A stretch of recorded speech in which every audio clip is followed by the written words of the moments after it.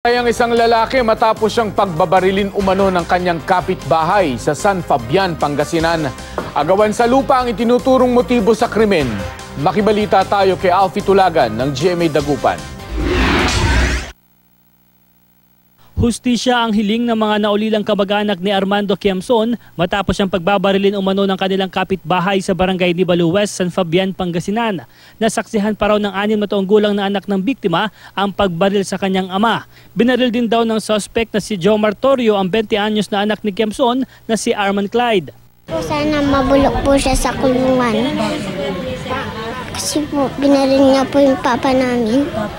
Masakit po sa loob.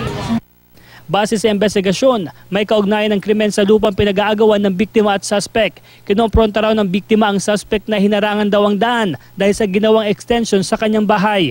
Naka-encroach siya doon sa lupa nitong biktima. Okay. So, kinotion siya at yun nga, nagkaroon ng heated argument. Dinala sa ospital ang biktima pero idineklarang dead on arrival. Nagpapagaling naman sa ospital ang anak niyang tinamaan ng bala sa paa. Ang suspect naman, sumuko sa himpilan ng pulisya. Hindi siya nagbigay ng pahayag. Hindi sinurinder din. Hindi na-recover, sir? Hindi ho natin na-recover. Mahaharap ang suspect sa kaukulang kaso. Alfie Tulagan, Nagbabalita, Pilipinas.